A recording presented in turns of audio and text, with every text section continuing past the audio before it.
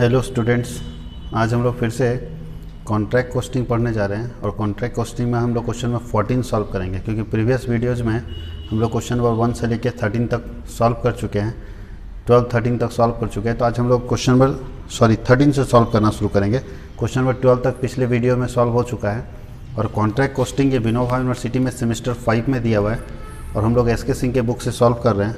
और इस बुक को SBTP PD पब्लिकेशन का जो बुक है और ये BK मेहता का बुक है और इससे हम लोग सॉल्व कर रहे हैं इस क्वेश्चन को। तो सब जिनके पास भी बुक है अपने पास बुक रखिएगा तो क्या आसानी से समझ में आ जाएगा कि क्या है क्वेश्चन नंबर 13। तो हम लोग चलते हैं, स्टार्ट करते हैं। प्रॉब्लम नंबर 13 क्या है? तो सबसे पहले प्रॉब्लम नंबर 13 जो है, क्वेश्चन नंबर 13, जब हम इसमें कॉन्ट्रैक्ट कोस्टिंग करेंगे तो हम लोग को कॉन्ट्रैक्ट अकाउंट बनाना है। और कॉन्ट्रैक्ट अकाउंट कैसे बनता है इसके लिए फॉर्मेट आप लोग को दे दिया गया है।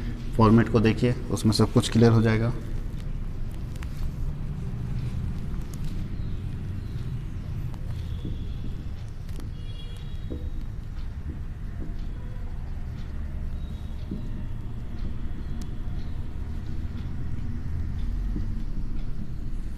सबसे पहले हम लोग क्वेश्चन स्टार्ट करते हैं, क्वेश्चन पढ़ते हैं ताकि क्वेश्चन आसानी से समझ में आ जाए।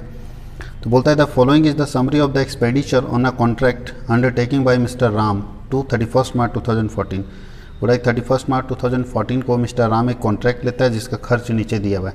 डायरेक्ट वेजेज है, डायरेक्ट मटेरियल है, स्टोर इशू है, मटेरियल रिटर्न टू स्टोर है, सब कॉन्ट्रैक्ट कॉस्ट है, प्लांट दिया हुआ है। एडिशनल इन्फॉर्मेशन में बोला है कॉन्ट्रैक्ट वाज कॉमेंस ऑन 1 अप्रैल 2013। ध्यान दीजिएगा, कॉन्ट्रैक्ट स्टार्ट होता है 1 अप्रैल 2013 को और एंड होता है 31 मार्च 2014 को, मतलब पूरे साल भर चला है। कॉन्ट्रैक्ट प्राइस 4,20,000 दिया है। Work certified 4/5 of contract price, ध्यान दीजिएगा। और टिल लिखा है, टिल 15 मार्च, 15 मार्च तक जो काम हुआ है, मतलब 31 मार्च तक काम कंप्लीट हुआ, लेकिन 15 मार्च तक का हिसाब दिया है कि टोटल वर्क सर्टिफाइड हुआ है, वो टोटल कॉन्ट्रैक्ट का 4/5 हुआ है। कोई बात नहीं, टोटल कॉन्ट्रैक्ट प्राइस मेरे पास 4,20,000 है, उसका 4/5 निकाल देंगे सर्टिफाइड। उसके बाद नीचे डेप्रिसिएशन और प्लांट दिया हुआ आपके पास, मटेरियल इन हैंड दिया हुआ आपके पास, क्लोजिंग बैलेंस ऑफ स्टोर दिया हुआ है और ऑफिस एक्सपेंसेस 40% है डायरेक्ट वेजेज का, कोई दिक्कत नहीं। एक्सपेंसेज इनकर्ड आफ्टर 15 मार्च, 15 मार्च के बाद क्या क्या खर्च होता है उसके लिए मटेरियल 4,900 रुपये लगा और वेजेज 4,900 लगा और मटेरियल 11,340 लगा है। और एक लेट फाइन लगा है जो कि 7,000 रुपये लगा है। लेट फाइन का मतलब है कि लेट से कॉन्ट्रैक्ट कंप्लीट किया इसलिए पेनाल्टी चार्ज कर दिया कॉन्ट्रैक्टर को 7,000 का। चलिए लिखना शुरू करते हैं क्या करके। सबसे पहले डायरेक्ट मटेरियल लिखते हैं।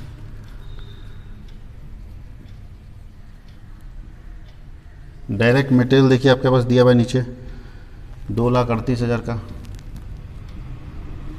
उसके बाद है डायरेक्ट वेजेज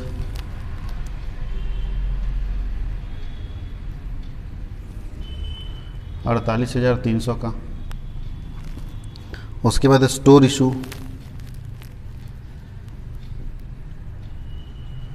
स्टोर इशू आपका है 26,600। स्टोर इशू के बाद है नीचे सब contract material return to store है तो बाई साइड में जाएगा।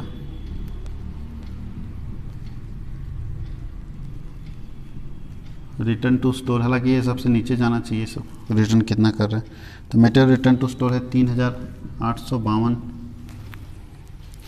उसके बाद है सब कॉन्ट्रैक्ट कॉस्ट टू सब कॉन्ट्रैक्ट कॉस्ट, खर्च है तो हम लोग यहाँ लिख दे रहे हैं। सब कॉन्ट्रैक्ट कॉस्ट है 44,100। उसके नीचे है प्लांट, तो आप चाहो तो ओपनिंग प्लांट यहाँ लिख सकते हो, तो लिख दो प्लांट कितना है। ओपनिंग प्लांट है 84,000 का। ये हमारे खर्च हो गए, सारा खर्च हम डेबिट साइड में लिख दिए। कुछ एडिशनल इन्फॉर्मेशन उसको पढ़ते जाते हैं। कॉन्ट्रैक्ट कंप्लीट हुआ है, स्टार्ट हुआ है 1 अप्रैल को, उससे कोई यहाँ कोई लेना देना नहीं है। कॉन्ट्रैक्ट प्राइस भी यहाँ नहीं लिखते हैं, वर्क सर्टिफाइड लिखते हैं, तो यहाँ लिखिए by WIP, work in progress पहला लिखिए, सर्टिफाइड वर्क। तो बोलता क्या है कि कॉन्ट्रैक्ट प्राइस का 4/5 सर्टिफाइड हुआ है। कॉन्ट्रैक्ट प्राइस दिया है 4,20,000 आपके क्वेश्चन में, उसका 4/5 सर्टिफाइड हुआ है। तो 4,20,000 का जब 4/5 निकालेंगे तो आएगा 3,36,000। क्लियर, 3,36,000 आएगा इसका 4/5। अब चलते हैं उसके आगे। उसके बाद बोल रहा है कि डेप्रिसिएशन ऑन प्लांट दिया हुआ है 33,600। खुद सोचिए, प्लांट है इतने का और उसका डेप्रिसिएशन दे दिया, तो इसमें दो काम कर सकते हैं। ये प्लांट को मत दिखाइए, सीधा यहाँ डेप्रिसिएशन ऑन प्लांट 36,000 दिखा दीजिए। और अगर आप इस प्लांट को दिखा दिए तो फिर क्लोजिंग में दिखाइए बाई प्लांट एट साइट, तो प्लांट कितने का है? 84,000 का। और माइनस डेप्रीशिएशन। डेप्रीशिएशन इसका कितना दिया हुआ है, प्लांट का डेप्रीशिएशन हो गया आपका 33,600 ये बचेगा 50,400 में भी 50,400 बचेगा। चलिए उसके आगे बोल रहा है मटेरियल इन हैंड है, तो लिखिए भाई material in hand. Material in hand कितना दिया हुआ मटेरियल इन हैंड, इसका 35,000। उसके बाद है क्लोजिंग बैलेंस ऑफ स्टोर। भाई क्लोजिंग स्टोर कर दीजिए। स्टोर का क्लोजिंग बैलेंस दिया हुआ है 2,800। चलिए इसके आगे और क्या है, नीचे बोल रहा है ऑफिस एक्सपेंसेस 40% है डायरेक्ट वेजेस का। चलिए तो ऑफिस एक्सपेंसेस यहाँ निकलिए, ऑफिस एक्सपेंसेस दिया हुआ है 40% है डायरेक्ट वेजेस का। तो चलिए ऑफिस एक्सपेंसेस निकालिए 40% डायरेक्ट वेजेस का।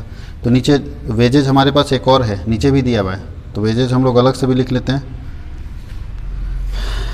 टू वेजेज, नीचे देखिए वेजेज और मटेरियल दिया हुआ है। वेजेज आफ्टर 15 मंथ कर देते हैं, आफ्टर 15 मार्च, 15 मार्च के बाद, क्योंकि हम लोग मेरे पास जो ऊपर खर्च दिया है ना वो गौर से पढ़िएगा तो 15 मार्च तक ही तो दिया है।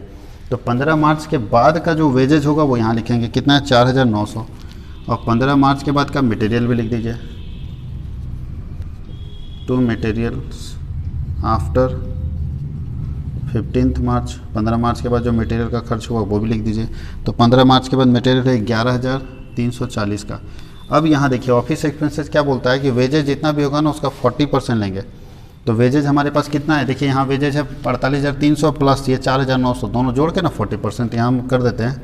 48,300 प्लस 4,900 इंटू जो आएगा इसका 40% निकाल दीजिएगा कैलकुलेट करके। तो इसका 40% निकलेगा 21,280 का, ये 40% आ जाएगा वेजेज का। यहाँ तक कोई दिक्कत है। अब नीचे चलते हैं हम लोग, फाइन भी इसका 7,000 का।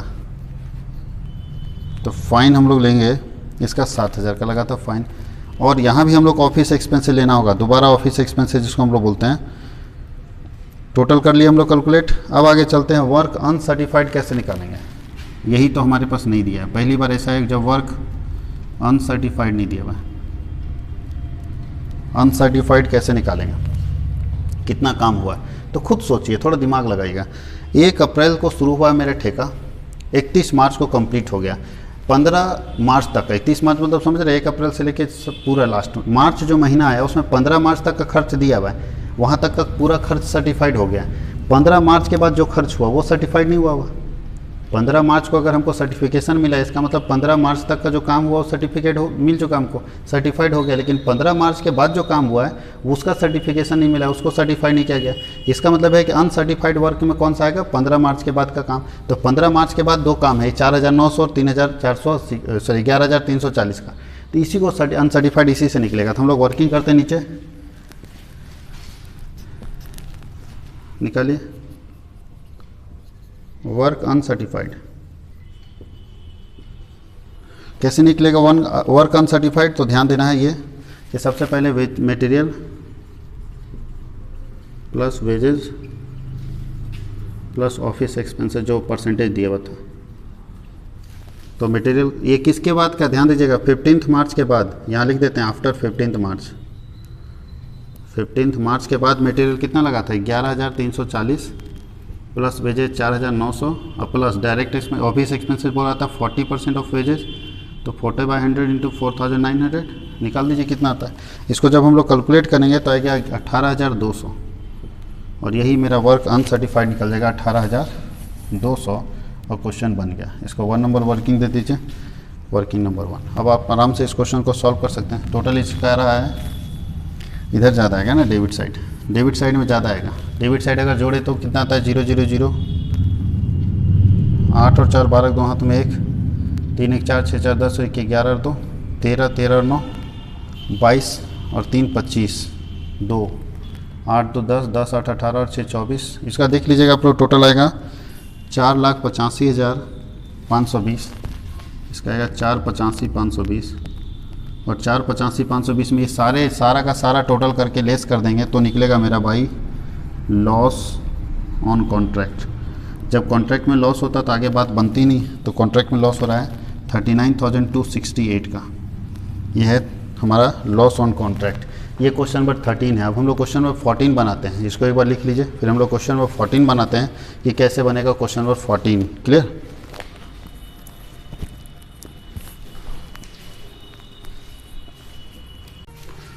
अब हम लोग क्वेश्चन नंबर देखते हैं, क्वेश्चन नंबर 14 कैसे बनेगा। 13 हम लोग कंप्लीट कर चुके हैं, 14 नंबर क्वेश्चन। तो क्वेश्चन नंबर 14 हम लोग देखते हैं कॉन्ट्रैक्ट का कैसे कंप्लीट करेंगे। पहले फॉर्मेट कर लेते हैं।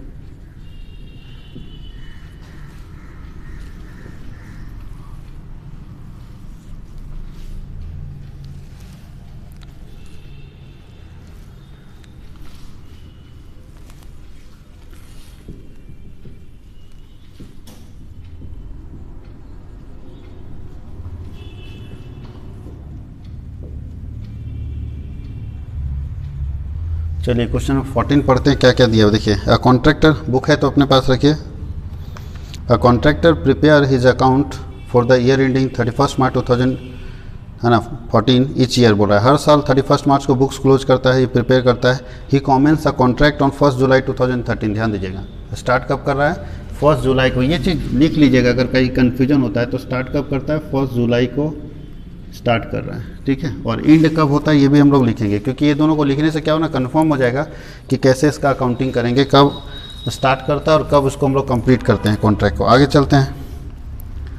The following expenses related to the contract on 31 March. Complete होता है 31 मार्च को, कंप्लीट होता है 31 मार्च को।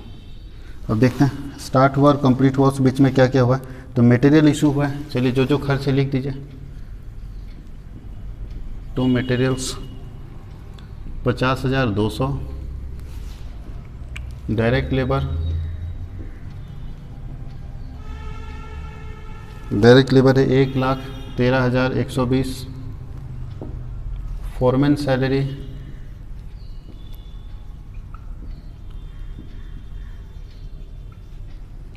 16,260। इसके अलावा नीचे लिखा है का machine costing ₹52,000 has been on this site for 146 days, its working life is 7 years and scrap value. देखिए एक मशीन का स्क्रैप वैल्यू दिया है, लाइफ दिया है, लेकिन हमारे यहाँ मशीन सिर्फ 146 दिन काम किया, तो हम उतने दिन का डेप्रिसिएशन ले लेंगे, क्योंकि मशीन हमारे यहाँ जितने दिन काम करेगा। तो डेप्रिसिएशन ऑन मशीन कैसे निकालेंगे, तो ध्यान दीजिए, आप लोगों को याद होगा डेप्रिसिएशन निकालने का। अगर नहीं याद है तो इधर साइड में वर्किंग करके हम दिखा देते हैं कि कैसे वर्किंग में डेप्रिसिएशन निकालेंगे हम लोग। पहला डेप्रिसिएशन का फॉर्मूला क्या होगा? डेप्रिसिएशन इक्वल टू होता है कॉस्ट ऑफ एसेट, इसको स्ट्रेट लाइन मेथड बोलते थे, माइनस स्क्रैप वैल्यू और by life of asset. Life of asset, तो अगर इस एसेट का कॉस्ट देखा जाए तो कॉस्ट है 52,000, स्क्रैप वैल्यू है 3,000 एंड लाइफ 7 years है, तो आ जाता है 49,000 और डिवाइड बाय 7 करेंगे तो 7,000 पर ईयर आएगा। ये पूरे साल का निकला है ईयर, लेकिन हमको तो 146 डेज का चाहिए, तो 146 डेज का क्या निकलेगा? तो 146 डेज में क्या इसका डेप्रिसिएशन आएगा, तो निकालेंगे 7,000 इंटू 146 बाई 365। हम निकालते हैं इसका करके कितने कितने बार में कटेगा।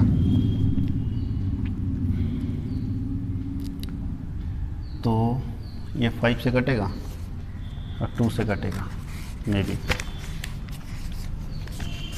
इसका कटेगा, आएगा 2,800। ये 73 2 जा कटेगा, 73 5 जा कटेगा, ये 2 बार में कटेगा, ये 5 बार में कटेगा, ठीक है। और 5 से कटेगा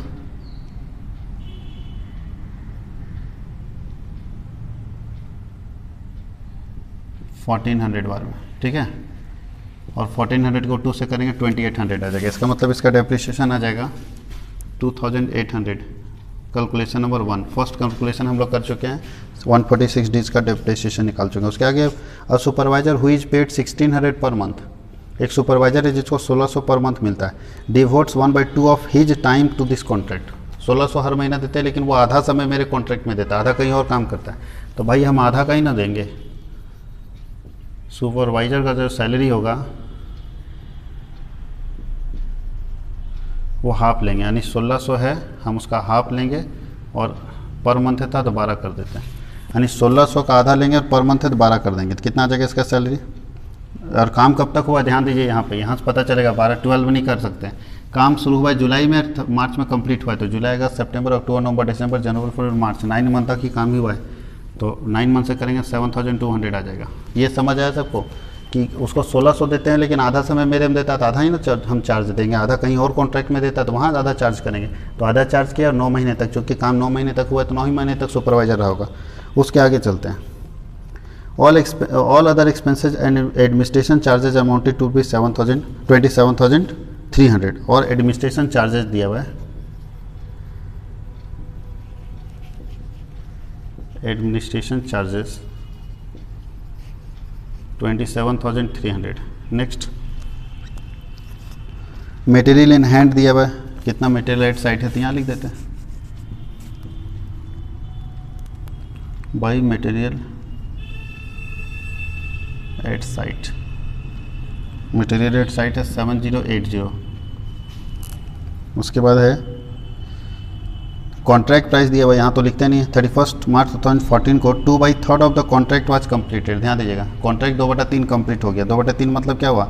66% approximate. The architect issuing certificate covering 1/2 of the contract price. लीजिए 2/3 कॉन्ट्रैक्ट कंप्लीट हुआ है काम, लेकिन कॉन्ट्रैक्ट प्राइस का आधा ही सर्टिफिकेट मिला है। चलिए कोई बात नहीं, the contractor has been paid 1,50,000 on account. ठेकेदार को 1,50,000 दे दिया गया, उससे कोई लेना देना नहीं है। अब हम लोग इसके बाद क्वेश्चन बनाते हैं। सबसे पहले हमारे पास तो कुछ यहाँ है नहीं, ना सर्टिफाइड ना वर्क सर्टिफाइड। सर्टिफाइड तो मिल जाएगा, कॉन्ट्रैक्ट प्राइस का आधा सर्टिफाइड है, लेकिन वर्क सर्टिफाइड अनसर्टिफाइड भी नहीं, कैसे कैसे निकालेंगे? तो ऐसी स्थिति में यहाँ ध्यान दीजिएगा, ये बड़ा इंपॉर्टेंट क्वेश्चन है। इसमें हमारे पास वर्क अनसर्टिफाइड नहीं है और वर्क अनसर्टिफाइड के लिए थोड़ा कंडीशन अलग है। तो यहाँ क्या बोल रहा है ना इस क्वेश्चन में, क्यों हमको जरूरत पड़ेगा कैलकुलेशन का वो समझिए। बोल रहा है कि पूरे कॉन्ट्रैक्ट का 2/3 काम हम कंप्लीट कर चुके हैं, यानी ये जो खर्च दिख रहा है ना ये आपके पास, ये 2/3 कॉन्ट्रैक्ट का खर्च है। तो 2/3 का जब खर्च है तो हम लोग ये देखना चाहेंगे कि 2/3 का खर्च किए कितना और हमको सर्टिफिकेट दिया कितना। अगर हमारा 2/3 का खर्च 1,75,000 हुआ होगा और सर्टिफिकेट 1,60,000 का मिला तो 15,000 अनसर्टिफाइड हो जाएगा। समझिए आराम से, जितना हमारा टोटल खर्च हो गया है उसमें से कितना सर्टिफिकेट मिल गया, जो दोनों के बीच का गैप होगा ना वही अनसर्टिफाइड हो जाएगा। तो हम लोग सबसे पहले जानते हैं कि खर्च कितना हुआ टोटल, तो हम लोग टोटल लगाते हैं और निकालते हैं माइनस करके। इसको थोड़ा ऊपर लिख लीजिए, ज़्यादा बेटर होगा। 7080 बाई मटेरियल एट साइट। इसको अगर हम जोड़ दें, टोटल कर दें तो आ जाएगा 2,16,880। 2,16,880 इसको उठा के यहाँ लिखना है 2,16,880। इसमें इसको लेस करेंगे तो आएगा 2,09,800। ये निकल जाएगा by cost of 2/3 contract. 2/3 contract का कॉस्ट कितना है ये दिया हुआ है, ठीक है। अब हम लोग आगे चलते हैं। इस कॉन्ट्रैक्ट को यहाँ CD कर दीजिए, इस CD को यहाँ BD कर दीजिए, to cost of 2/3 contract BD। तो 2,09,000 रुपया, 2,09,800 रुपया खर्च हो गया 2/3 के लिए। अब हम लोग चलते हैं वर्क सर्टिफाइड और अनसर्टिफाइड। तो पहले बाई WIP लिख देते हैं। पहला सर्टिफाइड तो मिल जाएगा आपको। सर्टिफाइड क्या बोल रहा था? सर्टिफाइड वर्क बोलता है कि जितना कॉन्ट्रैक्ट प्राइस है उसका हाफ। कॉन्ट्रैक्ट प्राइस देखिए ऊपर में लिखा होता है कितना कॉन्ट्रैक्ट प्राइस है इसका, 4 लाख का है, तो 4 लाख का हाफ सर्टिफाइड हो गया, यानी 4 लाख का हाफ कितना आता है? 2 लाख सर्टिफाइड हो चुका है। अनसर्टिफाइड कैसे निकलेगा, यही बस निकालना है, यही गेम है कि कैसे निकलेगा अनसर्टिफाइड वर्क। तो ध्यान देना है कि वर्क डन इतना का हुआ है, 2,09,800 का काम हो गया, उसमें से सर्टिफाइड इतना का हुआ है। ये मत बोल दीजिएगा 9,800 का अनसर्टिफाइड है, नहीं, इसको थोड़ा दूसरे तरीके से निकालना होगा, क्योंकि ऐसे आपको दिखेगा नहीं, इसमें प्रॉफिट भी तो है। अगर सर्टिफिकेशन हुआ तो उसमें प्रॉफिट भी है, 2 लाख में प्रॉफिट भी जुड़ा हुआ है इसमें, क्लियर। तो 2 लाख में प्रॉफिट भी जुड़ा हुआ है, लेकिन इसमें प्रॉफिट नहीं है, ये कॉस्ट है और ये प्रॉफिट के साथ है, ऐसे मत माइनस करके लिख दीजिएगा। तो हम लोग कैलकुलेट करके देखिए, थोड़ा दूसरे तरीके से देखते हैं। यहाँ ध्यान दीजिए, इससे आपको समझ में आ जाएगा प्रॉफिट के साथ क्या है। वर्क डन कितना हुआ है? वर्क डन हो गया 2/3। सर्टिफाइड कितना हो गया? सर्टिफाइड वर्क हो गया 1/2। इसका मतलब है कि अगर वर्क डन में सर्टिफाइड को माइनस कर देंगे तो वर्क अनसर्टिफाइड आ जाएगा। वर्क अनसर्टिफाइड का मतलब क्या होता है? वर्क अनसर्टिफाइड का मतलब होता है work done but not certified. तो कैसे निकलेगा? Work done but not certified, तो वर्क डन निकल गया, उसमें सर्टिफाइड माइनस कर दीजिए, सर्टिफाइड वर्क माइनस कर देंगे। तो वर्क डन कितना हुआ है? 2/3, सर्टिफाइड 1/2 माइनस कर दीजिए, कितना आता है इसका? 6, 4 - 3 यानी 1/6 आपका आ गया अनसर्टिफाइड वर्क। ये अनसर्टिफाइड वर्क का परसेंटेज निकल गया, अनसर्टिफाइड वर्क। अब एक 1सर्टिफाइड 1/6 किसका? तो टोटल कॉन्ट्रैक्ट के कॉस्ट का, टोटल जो खर्च होगा उसका 1/3 हमारा अनसर्टिफाइड है। तो टोटल कॉन्ट्रैक्ट का कॉस्ट कितना आएगा? Total cost of contract. तो सोचिए कि 2,09,800 रुपये लग गया था इतना काम कंप्लीट करने में 2/3। तो टोटल कॉस्ट इसके हिसाब से क्या आएगा? अगर इसी हिसाब से काम चलता गया तो 2,09,800 इंटू 3/2 कर दीजिए, जस्ट उल्टा। तो इसके हिसाब से टोटल कॉन्ट्रैक्ट का कॉस्ट क्या निकलेगा? टोटल कॉन्ट्रैक्ट का कॉस्ट निकलेगा 3,14,700। और बताइए टोटल खर्च अगर इतना होगा तो उसका 1/6 अनसर्टिफाइड है, तो अनसर्टिफाइड कैसे निकलेगा? अनसर्टिफाइड वर्क कैसे निकल जाएगा? तो 3,14,700 का 1/6 निकाल दीजिए, तो कितना आता है? ये 52,450 आता है। और ये 52,450 हमारा अनसर्टिफाइड निकल गया, 52,450, और इसी को वर्किंग नंबर 2 दे दिए। ये देखिए, देख लीजिए, इसको कहीं दिक्कत होगा तो आप एक बार फिर से हम लोग है ना ऑनलाइन क्लास लेंगे, वहाँ भी आप अपने डाउट्स को पूछ सकते हैं। अब इसको टोटल कर दीजिए। अब आप जैसे निकालते हैं वैसे निकाल लेती हो गया 2,52,450। इधर आ जाइए 2,52,450, उसमें ये लेस हो जाएगा तो बचेगा 42,650। और ये निकल गया 2, इसको आप नॉशनल प्रॉफिट बोल सकते हैं, नॉशनल प्रॉफिट CD, इसको यहाँ BD करिए, बाय नॉशनल प्रॉफिट BD 42,650। अब इसका प्रॉफिट का कैलकुलेशन कर दीजिए, तो 42,650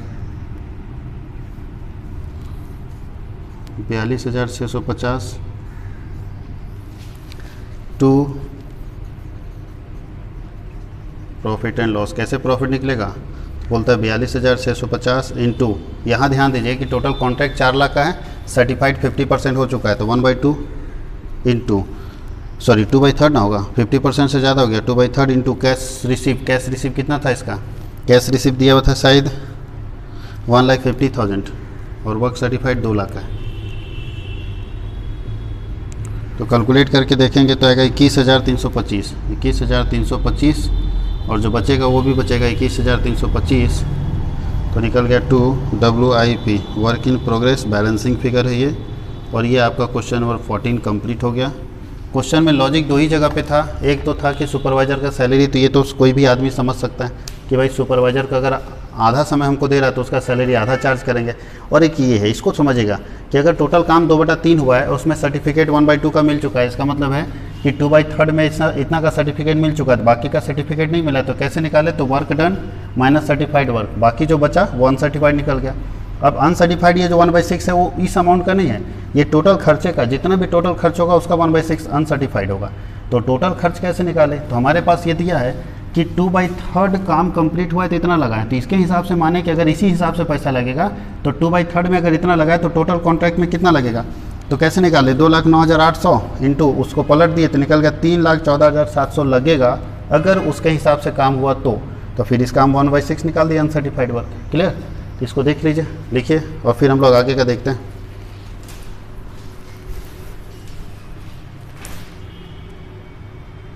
तो 15 देखते हैं कैसे बनेगा। क्वेश्चन नंबर 15 बहुत छोटा क्वेश्चन है लेकिन लॉजिक है। तो क्वेश्चन नंबर 15 सॉल्व करते हैं। कैसे हम लोग क्वेश्चन नंबर 15 बनाएंगे?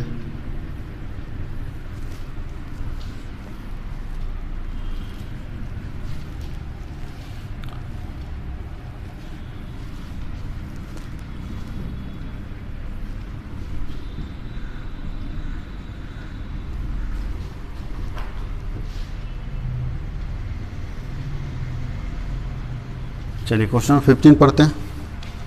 From the following particular relating to a contract extracted from the books of a company, एक कंपनी के बुक से लिया गया, 31 मार्च को कंप्लीट होता है।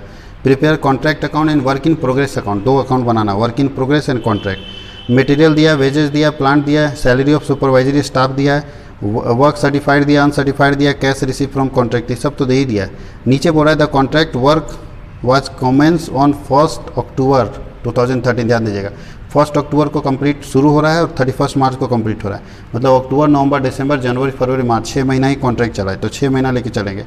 The wages for a week and salary of supervisory staff for a month were due at the end of the period. लीजिए बोल रहा है कि जो सुपरवाइजर का सैलरी है वो 1 महीने का बाकी है और वेजेज जो है 1 सप्ताह का बाकी है। अब ये आपको निकालना पड़ेगा। और डेप्रिसिएशन 10% दिया हुआ, प्लांट टू बी चार्ज, तो 6 महीने का हम लोग लगाएंगे और मटेरियल एट साइड दिया हुआ है। चलिए सबसे पहले शुरू करते हैं। टू मटेरियल एक एक करके जैसे जैसे आते जाएगा सॉल्व करते जाएंगे। तो मटेरियल हमारे पास है 90,000 का। नेक्स्ट है वेजेज, बस आ गया। देखिए वेजेज में क्या बोल रहा है ना, वेजेज आपका दिया है 50,000 का। और फिर से अगर उस चीज़ को देखिएगा तो बोलता है 1 महीने का मजदूरी जो है ना वो बाकी है। तो बताइए 1 महीने का मजदूरी, हमारा काम कितने दिन तक हुआ है ये ध्यान दीजिए। स्टार्ट हुआ है हमारा वर्क, स्टार्ट हुआ है 1/10/2013 को और कंप्लीट हुआ है 31/3/2014 को, मतलब 6 महीने का। अब आप सोचिए कि मजदूरी वेजेज कैसे निकालेंगे, यहाँ थोड़ा ध्यान दीजिएगा। वर्किंग वेजेज आउटस्टैंडिंग कैसे निकलेगा, वर्किंग में पहला वेजेज आउटस्टैंडिंग,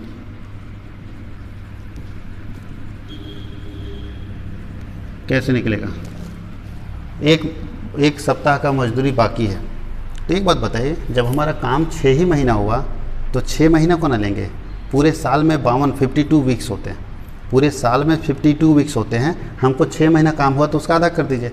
इसका मतलब है कि हम 6 महीने के अंदर 26 वीक होंगे, 26 सप्ताह होगा। अगर पूरे साल में 52 सप्ताह होता है, साल भर तो काम चला नहीं, तो मजदूरी साल भर का थोड़ी देंगे। काम हमारा 6 महीना चला तो मजदूरी भी 6 महीना का देंगे। तो 6 महीने का अगर हम मजदूरी देते हैं तो 6 महीने में 26 वीक होगा, 26 सप्ताह आएगा। 26 में से 1 सप्ताह का मजदूरी बाकी है तो पे कितना किए होंगे, 25 सप्ताह का। तो ये जो पेड दिख रहा है 25 सप्ताह का दिख रहा है, समझ में आया। अगर टोटल साल भर काम ना हो गया, 6 महीना काम हुआ है तो 6 महीना में 26 सप्ताह, 26 में से ये मजदूरी पेड है, ये वेजेस पेड है 50,000। तो सर 26 में अगर 1 बाकी है तो 25 सप्ताह का पे किए।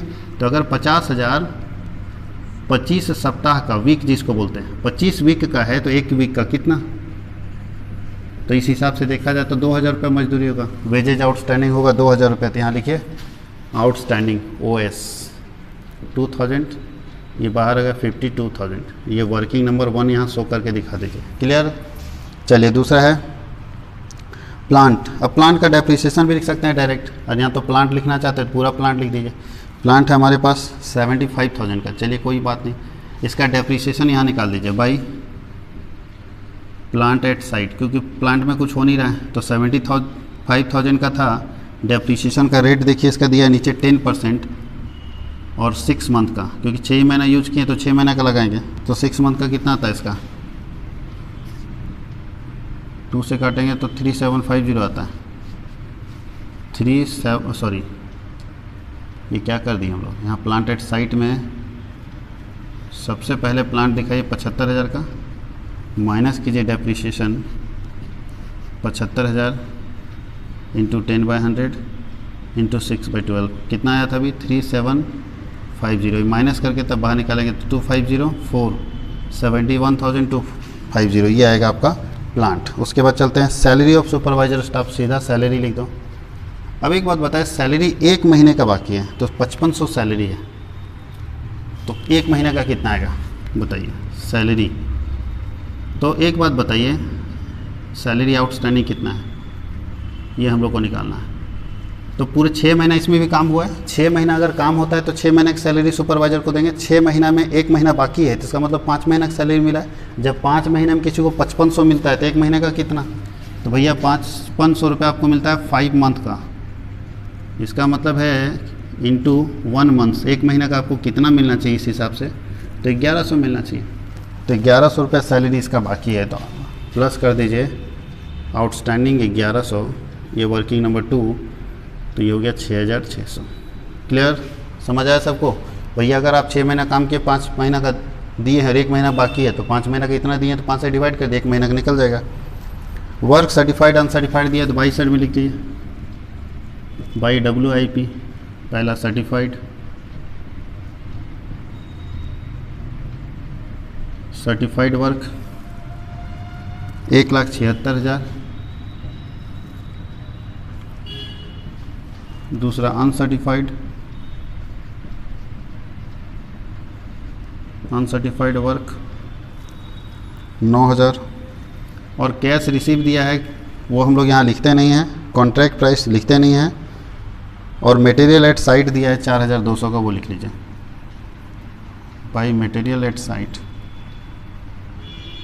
4,200। इसके अलावा कुछ नहीं करना है, इसका बैलेंसिंग कर दीजिएगा, आपका आंसर आ जाएगा। तो सबसे पहले हम लोग बैलेंसिंग करते हैं इस साइड में, तो आएगा इस साइड का टोटल 2,60,450, उठाकर यहाँ लाइए 2,60,450 में ये 4 खर्चे घटाना है, तो आएगा 36,850, 36,850, ये आएगा 2, इसको नोशनल प्रॉफिट बोल सकते हो, नोशनल प्रॉफिट CD, और इस CD को यहाँ BD करेंगे बाई नोशनल प्रॉफिट BD, ये आता है 36,850। अब इसका प्रॉफिट निकाल दीजिए, 36,850, इसका प्रॉफिट निकालेंगे, लिखिए 2PL या profit and loss, profit and loss कैसे निकलेगा, तो बोलता है 36,850 नोशनल प्रॉफिट इनटू, अब देखना ये है कि कितना सर्टिफाइड हुआ है। तो वर्क टोटल कॉन्ट्रैक्ट है हमारा, टोटल कॉन्ट्रैक्ट प्राइस दिया हुआ नहीं है, कितने का कॉन्ट्रैक्ट है, कॉन्ट्रैक्ट प्राइस कंफर्म नहीं है कि कितने का है।